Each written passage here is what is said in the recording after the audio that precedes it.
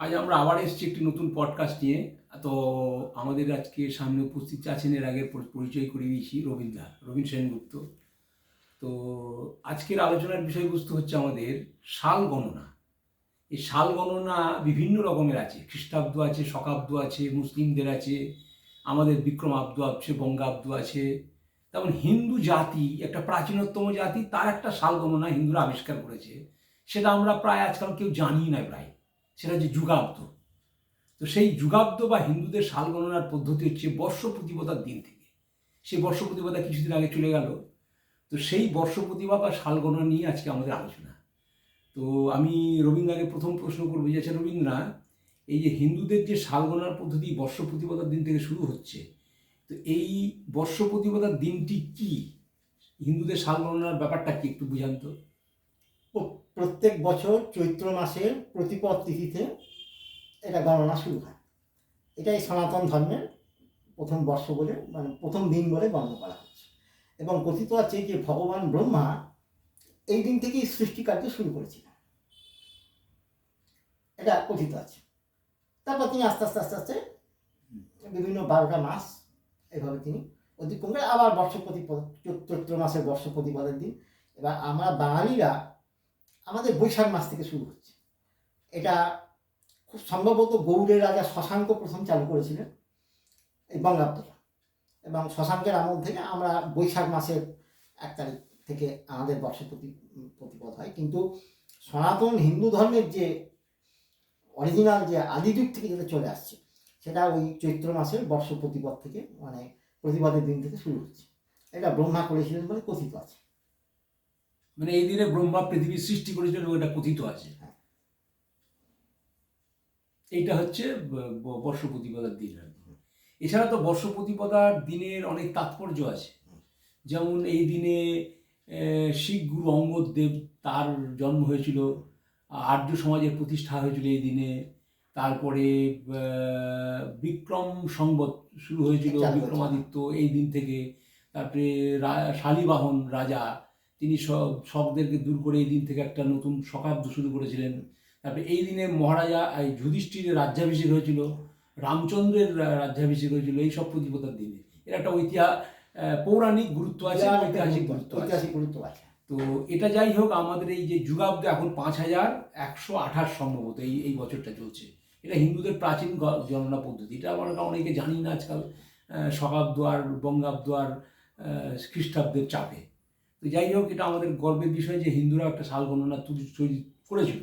এটাকে কিন্তু কল্লাব্দ বলা হচ্ছে, মানে কলিযুগাব্দ। কল্লাব্দ, হ্যাঁ কল্লাব্দ, কলিযুগাব্দ। এখন প্রশ্ন হচ্ছে, এই যে আমরা শুনি না আমাদের পুরাণ রামায়ণ, মানে সত্যযুগ, দাপর যুগ, ত্রেতা যুগ, কলিযুগ, এই যে যুগগুলোর আবার বলে লক্ষ লক্ষ বছর আগে তৈরি হয়েছিল বা ছিল। এই ব্যাপারটা কি, এটা কি কোনো বিজ্ঞান ভিত্তিক না এটা কল্পকাহিনী? এটা নিয়ে সত্য, দাপর, ত্রেতা, কলি, ব্রহ্মাণ্ড পুরাণ, শ্রীমদ্ ভাগবত, ব্রহ্মবিবর্ত পুরাণ, এতে যা লেখা আছে তাতে বলা হচ্ছে যে সত্যযুগের আয়ুষ্কাল হলো 17,28,000 বছর।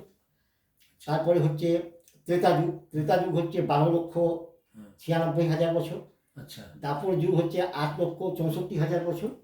এবং কলিযুগের সময়সীমা হচ্ছে 4,32,000 বছর।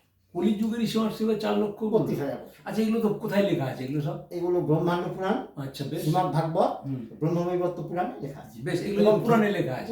কিন্তু আধুনিক যুগের লোকেরা তো বিশেষ করে বামপন্থীরা তো গপ্প কথা বলবে, এগুলো তো কোনো ভিত্তি নেই, কি করে প্রমাণ করবে? এইবার শাস্ত্রে বলছি যে এই 4টে যুগকে আমি যদি যোগ করি তাহলে 43,20,000 বছর হয়। এই 4টে যুগ যখন 71 বার রোটেট করে এক মন্বন্তর হয়, একটা মনুষ্য শেষ হয়, অধিকারকাল হয়, তখন একটা বিরাট প্রলয় হয়। প্রলয়ে প্রচুর গাছপালা জলের নিচে চলে যায়, মাটির নিচে চলে যায়, সেগুলো আবার কয়লা হয়ে আবার পরে উঠে আসে, পেট্রোলিয়াম হয়ে উঠে আসে। এইবার এই 43,20,000 বছর যখন 1,000 বার রোটেট হয়, ঘুরে ঘুরে 1,000 বার ঘুরে ঘুরে আসে, সত্য তেতা দাপর করি, সত্য তেতা দাপর ঘুরে ঘুরে আসে, তখন সমস্ত পৃথিবী ধ্বংস হয়ে যায়। অর্থাৎ 432 কোটি বছর পৃথিবীর আয়ুষ্কাল। এবার এই কল্পে 897 কোটি বছর চলছে পৃথিবীর আয়ুষ্কাল। এবার এরা আদৌ সত্য কিনা, এই নিয়ে আগে আমাদের ঘোরতর সন্দেহ ছিল যে এটা আদৌ এটা সত্য কি মিথ্যা কেউ জানে না। এইবার এক ভদ্রলোক একটা বই লিখেছেন, লেখকের নাম এ সিমসন। আচ্ছা, কোথাকার? আমেরিকান। আমেরিকান। আর বইটার নাম হচ্ছে ফরবিডেন আর্কিওলজি।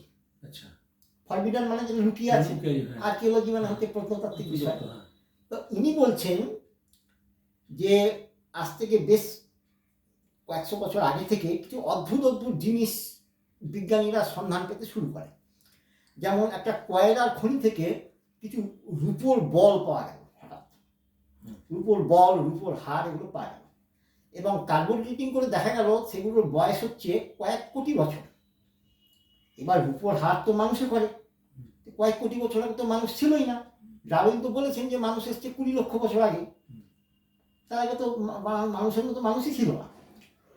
একটা প্রশ্ন উঠল। তারপর আর একটা পাওয়া গেল, একটা জুতোর ফসিল পাওয়া গেল। তো তাই নিয়ে একটা বই লেখা হলো ইংরেজিতে। বইটার বাংলা হচ্ছে যে ডাইনোসররা কি জুতো পরতো। বইটা, জুতোটা এত বছরের পুরনো, 30-40 কোটি বছর আগেকার জুতোর ফসিল। ওই সময় তো মানুষই ছিল না, ডাইনোসর ছিল, তাহলে জুতোটা পরতো কে? এটা প্রশ্ন উঠলো। সেই জুতোটা কিসের জুতো? মানে একদম নাগরাই জুতো, মানে যেমন রাজারা পরে। চামড়ার জুতো? হ্যাঁ, একবারে সভ্য মানুষদের মতো জুতো, একবারে চামড়ার জুতো। একবারে কতকাল ধরে ক্ষত ফসিল হয়ে গেছে একবারে, তাই নাকি? মানে ওর ওপর পলি পড়েছে।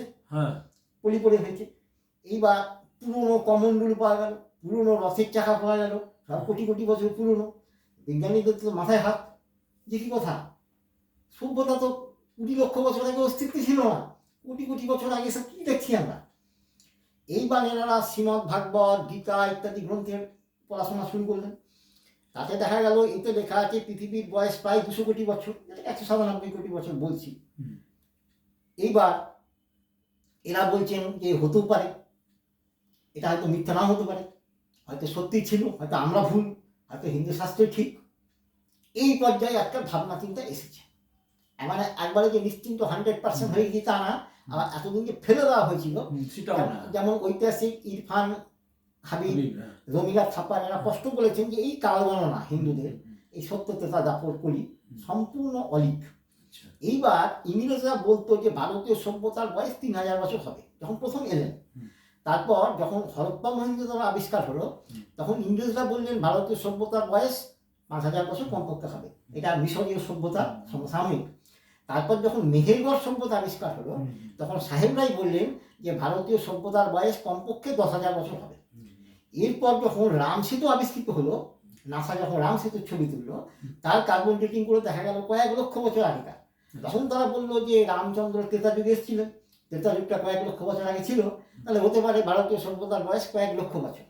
এইভাবে আস্তে আস্তে পিছোচ্ছে, যেটা ছিল 3000, তারপর হলো 5000, তারপরে হলো 10,000। এটা নিয়ে এখন 10,000 অব্দি কোনো বিতর্ক নেই, এখন সবাই প্রত্নতত্ত্ব 10,000 অবশ্যই 10,000 বছর সভ্যতা। এখন আমরা 5,000 6,000 বছর পরে এতটা এখন আমরা মানতে পারি, কিন্তু ভবিষ্যতে যে আমরা এগোবো না বলা যাবে না, বলা যাবে না। মানে গবেষণা চলছে, গবেষণা হতে হতে এখন অনেক কিছু এই যে হতে পারে। খ্রিস্টান ইসলামদেরও কিছু বক্তব্য আছে। এই যে 4 যুগের তাহলে ব্যাপারটা আছে, এটা আপাতত আমাদের কাছে কল্প কাহিনী, গপ্প কথা মনে হচ্ছে, কিন্তু বিজ্ঞান যেভাবে এগোচ্ছে তাতে হয়তো এর সত্যতা যা যা হতেও পারে। তখন বেরিয়ে যাবে যে সত্যি এগুলো ছিল কি ছিল না, এগুলো কাল গণনা যে বইয়ে লেখা আছে এগুলো সত্য মিথ্যা একটা নির্ধারণ হয়তো হতে পারে। এখনো পর্যন্ত বলার সময় আসেনি যে না এগুলো একবারে ঐতিহাসিক। আপাতত আমরা পৌরাণিক বলেই ধরে নেব। মনটা খোলা রাখতে হবে, গবেষণা হোক, হতে হতে যদি 5,000 বছরের সভ্যতা যদি 10,000 বছর হতে পারে, তাহলে 10,000 থেকে 20,000 25,000 এগোতে এগোতে সেটা পরে দেখা যাবে। আচ্ছা, এই যে সাল গণনা পদ্ধতি সম্পর্কে, আমরা হিন্দুরা আমাদের সাল গণনা করেছি, ইংরেজরা করেছে গ্রেগরিয়ান ক্যালেন্ডার, জুলিয়ান ক্যালেন্ডার আছে, এখন খ্রিস্টাব্দ চলছে। তো খ্রিস্ট ধর্মাবলম্বী এবং ইসলাম ধর্মাবলম্বী তারাও তো গণনা করেছে, তাদের বক্তব্য কি? খুব ভালো কথা বলেছেন। যেমন যীশু খ্রিস্টের ভক্তরা বলছে যে বাইবেলের ওল্ড টেস্টামেন্টে লেখা আছে যে যীশু খ্রিস্টের জন্মের 4004 খ্রিস্টপূর্ব আগে ভগবান এই পৃথিবী সৃষ্টি করেছেন। তাহলে যীশু খ্রিস্ট জন্মেছে 2026 বছর আগে, আর 4000 বছর আগে, তারও 4000 বছর আগে ভগবান সৃষ্টি করেছেন পৃথিবী। মানে যীশু খ্রিস্টের ভক্তদের মতে পৃথিবীর বয়স প্রায় 6000 বছর। 6000 বছর আগে মানব সভ্যতা সৃষ্টি হয়েছে, যা কিনা বিজ্ঞান। মানব সভ্যতা সৃষ্টি না পৃথিবীর সৃষ্টি হয়েছে? পৃথিবীর সৃষ্টি হয়েছে, তখনই মানব সভ্যতা সম্পূর্ণ অবৈজ্ঞানিক, একবারই মিথ্যা। এইবার হযরত মুহাম্মদের এরা বলছে, অনুসারীরা বলছে যে আদম আর ঈভ হচ্ছে পৃথিবীর প্রথম মানুষ। আদম আর ঈভ বা আদম আর হবা প্রথম মানুষ। তা এরা কবে জন্মেছিল? এর 100তম অধস্থান হচ্ছে হযরত মুহাম্মদ, অর্থাৎ 100তম পরবর্তী পুরুষ আর কি। এবার আমি যদি তর্কের ক্ষেত্রে ধরে নিই প্রত্যেকটা পুরুষ 100 বছর করে বেঁচেছে, তাহলে প্রায় 10,000 বছর আগে পৃথিবী প্রথম সৃষ্টি হয়েছে ইসলামী মতে। 10,000 হোক, 8,000 হোক, 9,000 হোক, অর্থাৎ ওগুলো লক্ষ কোটির কাছে আসছে না। কিন্তু সমস্ত বিজ্ঞানী পরীক্ষা করে দেখেছেন যে অন্তত পৃথিবীর বয়স কয়েকশো কোটি বছর অবশ্যই, এর কমে কোনোভাবেই না। এটা বৈজ্ঞানিকদের কথা, একবারে নিশ্চিত, আধুনিক বিজ্ঞানের গবেষণার ফল, একবারে কয়েকশো কোটি, যার সঙ্গে সনাতন ধর্মে কিছুটা মিল পাওয়া যাচ্ছে। এখানে আমরা একটা জয় হয়ে যাচ্ছে যে আমাদের তত্ত্বগুলো ঠিক আছে, অনেকটা বিজ্ঞানসম্মত আছে। এবার আরো ভাবতে হবে, আমরা জোয়ারের মতো কোনো ডিসিশনে আসবো না, তো বলা যাবে না সেটাই। আচ্ছা, আমাদের দেশে এই যে রামায়ণ, মহাভারত, বেদ, উপনিষদ, পুরাণ, এই যে গ্রন্থগুলো পাওয়া যায়, এগুলো তো খুব প্রাচীন গ্রন্থ। তো এগুলো ধরতে গেলে আমাদের সভ্যতার ইতিহাসের শিকড় খুঁজতে গেলে আমাদের ওখানেই যেতে হবে, ওগুলোকে বাদ দিয়ে যাওয়া যাবে না। অথচ এগুলোর বয়স তো প্রচুর বলা হয়, এ নিয়ে বিতর্ক আছে। এখন এগুলো কে লিখলো? সত্যিকারের কোনো ব্যক্তি লিখেছে না এগুলো কিভাবে চলে এলো? ব্রহ্মাণ্ড পুরাণে বলা আছে যে সৃষ্টির আদিতে ভগবান ব্রহ্মা রূপ ধারণ করে এই পৃথিবীর সৃষ্টি করলেন। পৃথিবীর সৃষ্টি হয়ে যাওয়ার পর তিনি একটা মানুষ সৃষ্টি করলেন যার নাম মনু। এই মনুর পুত্র আমরা মানব। মনুর একটা স্ত্রী করে দিলেন, তার নাম শতরূপা। মনু আর শতরূপা। তারপরে তিনি 7খানা মুনি ঋষির সৃষ্টি করলেন। এদেরকে বলা হয় সপ্তর্ষি মণ্ডলের 7 ঋষি, যথা অত্রি, অঙ্গিরা, পুলহ, ক্রতু, বশিষ্ঠ, মরিচ ইত্যাদি। এরপর ভগবান ব্রহ্মার মুখ দিয়ে ওঙ্কার ধ্বনি বার হলো, এবং ওঙ্কার ধ্বনির সাথে সাথে তিনি বেদ এবং পুরাণ, একটা বেদ একটা পুরাণ রচনা করে তিনি মুনি ঋষিদের হাতে তুলে দিলেন, এবং তাদেরকে বললেন এই বেদ পুরাণগুলো তোমরা মুখে মুখে লিখে লিখে প্রচার করো, সৌত পরম্পরায় এগুলোকে প্রচার করো। তাই এর এক নাম হবে শ্রুতি। তখন ওই মুনি ঋষিরা, অপর নাম শ্রুতি, তখন ওই মুনি ঋষিরা করলো কি, ওই বেদ থেকে তিনি আস্তে আস্তে আস্তে আস্তে বলতে লাগলেন বেদ, লোকে শুনতো, কিছু কিছু অংশ লিখত। অর্থাৎ এদের মতে বেদের কোনো লিখিত রূপ ছিল না আধুনিক ঐতিহাসিকদের মতে। আর বেদের মতে বেদ প্রথম দিন থেকেই ব্রহ্মা দ্বারা রচিত হয়েছিল এবং সেটা মুখে মুখে প্রচারিত হয়েছিল। তারপরে ব্রহ্মা করলেন কি, সত্য যুগ চলে গেল, দাপর যুগ চলে গেল, ত্রেতা যুগ চলে গেল, দাপর যুগ চলে গেল। দাপরের শেষে দেখলেন যে অনেক ঘটনা পৃথিবীতে ঘটেছে, আমার ওই আগের ওই বেদ ওই পুরাণে আর কার্যকারিতা হচ্ছে না, আমাকে আরও লিখতে হবে। অনেক মানুষ এসছেন, অনেক অবতার এসছেন। তখন তিনি করলেন কি, বেদব্যাস রূপ ধারণ করে বেদকে 4 ভাগে ভাগ করলেন, ঋক, সাম, যজু, অথর্ব, এবং পুরাণকে তিনি 18 ভাগে ভাগ করলেন, যথা শিব পুরাণ, ব্রহ্মপুরাণ, ব্রহ্মবৈবর্ত পুরাণ, ব্রাহ্ম পুরাণ, বিষ্ণু পুরাণ, কালিকা পুরাণ, তারপরে এরকমভাবে পদ্ম পুরাণ, গরুড় পুরাণ, বরাহ পুরাণ, মৎস্য পুরাণ, কুর্ম পুরাণ, 18টা ভাগে উনি ভাগ করলেন। দিয়ে এবার মুনি ঋষিদেরকে দিলেন যে এই ভাগগুলো তোমরা আস্তে আস্তে ছড়িয়ে দাও।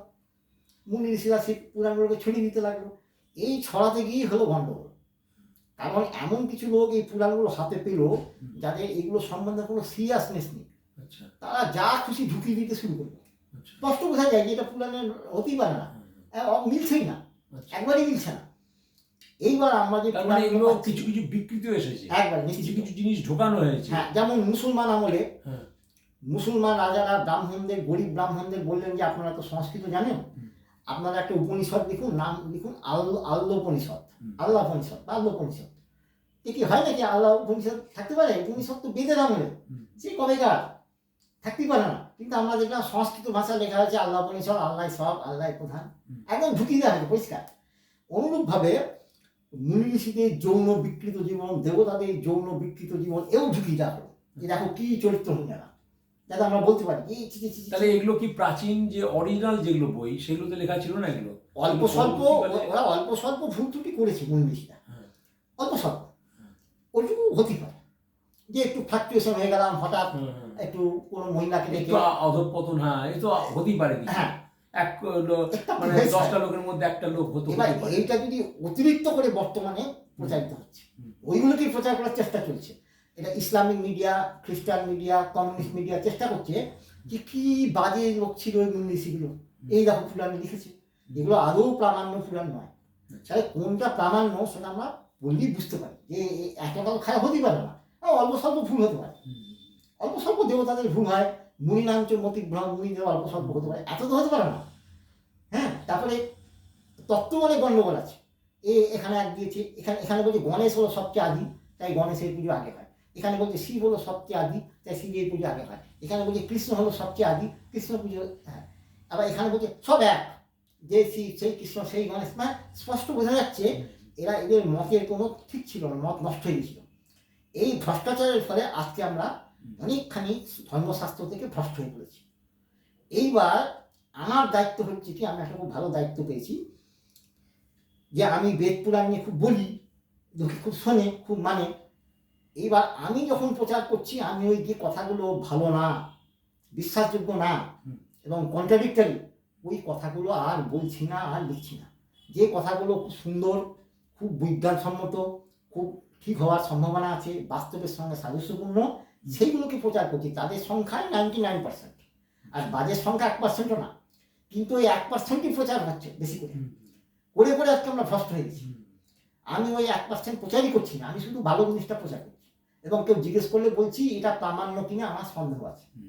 তাহলে এইবার বেদ পুরাণকে রিভাইজ করে মানুষের সামনে যদি তুলে ধরা হচ্ছে, সঙ্গে সঙ্গে সমস্ত মানুষ বলছে এবার দারুণ জিনিস, তো এটা একদম বিজ্ঞান, এটা একদম ইতিহাস, আর সেটাকেই যদি বিকৃত করে প্রচার করছি, হাসাহাসি ব্যাপার হয়ে যাচ্ছে, লোক হাসি ব্যাপার হয়ে যাচ্ছে। তাহলে বেদ পুরাণ রচনা করেছেন ব্রহ্মা, পরবর্তীকালে বিষ্ণু, শিব। মহাভারত রচনা করেছেন বেদব্যাস, বাল্মীকি রচনা করেছেন রামায়ণ, রামায়ণ আবার অগস্ত্যমুনি, পুলহমুনি এরাও রচনা করেছেন। 100টার উপর রামায়ণ আছে, বিভিন্ন ভাষায় আলাদা আলাদা হয়েছে, আঞ্চলিক রূপ পেয়েছে, অনেক পার্থক্য, যেমন বাংলার রামায়ণের সাথে বাল্মীকি রামায়ণ সংস্কৃতের অনেক তফাৎ আছে। এরকম ভাবে এই শাস্ত্রগুলো বিভিন্ন লোক লিখেছে, কিন্তু এই সব শাস্ত্রে অনেক কিছু শিখবার আছে, জানবার আছে, অনেক কিছু বুঝবার আছে, সমাজ বিজ্ঞান আছে এবং আরো বহুবিধ বিজ্ঞান আছে। এইটাই হলো আমাদের সবচেয়ে বোঝার কথা, যে শাস্ত্রের ভালো দিক আছে, ভালো দিকগুলো শেখো, ভালো দিকগুলো প্রচার করো, ভালো দিকগুলো পড়ো। আর শাস্ত্রে এমন কিছু মন্দ দিক আছে যেগুলো পড়লে তোমার মাথার ভেতর সন্দেহ দানা বাঁধবে, ঘেন্না হবে হিন্দু ধর্মের উপর, সেইগুলো প্রচার প্রসার করাতে আর কি অবস্থা। অ্যাকচুয়ালি শাস্ত্র খারাপ না। তাহলে একটা কথা আমার মাথার মধ্যে এসছে, যে হিন্দু ধর্ম সম্পর্কে বঙ্কিমচন্দ্রের একটা কথা আছে। উনি বলেছিলেন যে হিন্দু ধর্ম এত বিশাল এবং ব্যাপক যে কোনো একটা মানুষ তার জীবনে সব পড়ে শেষ করতে পারবে না। একদম। সুতরাং এই যে মানে সমুদ্রের মতো গভীর, এত বৈচিত্র্যময় এই ধর্ম, আমার মনে হয় এত প্রাচীন হয়ে গেছে, তার মধ্যে আমাদের পরাধীনতার 1000 বছর কালখণ্ড কেটেছে, করার ফলে হয়েছে কি, আমার মনে হয় আমাদের ধর্মের মধ্যে অনেক রকম বিকৃতি চলে এসছে, এবং ধর্মের যে মূল ব্যাপারটা কি এটা আমরা কেউ জানিও না ভালো করে। আমার মনে হয় আধুনিক কালে এটা একটা লং টার্ম প্রজেক্ট নেওয়া উচিত ভারত সরকার, কিংবা যে ধরুন দেশের বেশ কিছু পণ্ডিত লোককে এক জায়গায় করতে হবে, 1000 লোককে বা কিছু, এবং প্রত্যেকে একটা বিষয় ভাগ করে দিতে হবে, যে আপনি বেদ, আপনি মুখ, এই ভাগ করুন, করে তারা গবেষণা করুন, করে সত্যিকারের হিন্দু ধর্মের যে পুস্তকগুলো কি লেখা আছে অরিজিনালগুলোকে এক জায়গায় সংকলন করে একটা সঠিক জিনিস আমাদের সামনে তুলে ধরা দরকার আছে, যাতে এই অপপ্রচার না হয় বা বিকৃতি রূপ যেমন হয়েছিল সংবিধান, সেটাকে কিন্তু হবে না। সংবিধান যেমন হয়েছিল, হ্যাঁ হয়েছিল, তো আমার মনে হয় এটা একদিনের ব্যাপার না, একা লেখেনি তো অনেকেই, সেটা একার কাজ না। আমি বলছি এটা একার কাজ না, অনেক লোকের কাজ, এবং একদিনেরও কাজ না, হয়তো 50 বছর ধরে বা 20 বছর ধরে। আমি যেখানে একটা ব্যবস্থা করার উচিত আমার মনে হয়, তাহলে আমাদের ধর্ম সম্পর্কে পরিষ্কার। আমি যেখানেই গিয়েছি প্রত্যেকে বলছে এটা দারুণ কাজ করছে, এইগুলো রিভাইজ করে আমাদের দেওয়া উচিত, আমরা জানি না। হ্যাঁ, প্রত্যেকে বলেছে যে আমি যখন প্রথম এলাম বলে আপনি আর কিছু করবেন না, আপনার কাজ এইগুলোকে তুলে ধরা, শুধু এইগুলোই বিরাট কাজ। এবং স্বামী বিবেকানন্দ বলেছেন যে আমাদের বেদ পুরাণে বেদান্তে যে সত্যগুলো আছে সেইগুলোকে, তার ভেতর যে বিজ্ঞান আছে সেইগুলোকে তুলে ধরার খুব ইচ্ছা আমার ছিল, মানে স্বামী বিবেকানন্দের ছিল, কিন্তু মায়ের কোনো কৌশলের জন্য, তার যে কোনো কারণে হোক, আমি আর এগুলো করতে সক্ষম নই, আমি অসুস্থ হয়ে পড়েছি, আমি আর বেশি দিন জীবিত থাকবো না, বুঝতে লিখেছেন। আমার বিশ্বাস যে আমার মৃত্যুর পর কোনো ব্যক্তি এসে আমার এই অসম্পূর্ণ কাজ সম্পূর্ণ করবেন, তিনি অনেক জানবেন আমার থেকে, তিনি এই সমস্ত বেদ বেদান্ত পুরাণকে আধুনিক প্রচার মাধ্যমে মুড়িয়ে দিয়ে সমস্ত পৃথিবীর বুকে ছড়িয়ে দেবেন, সমস্ত মানব জাতির এগুলো জানা দরকার।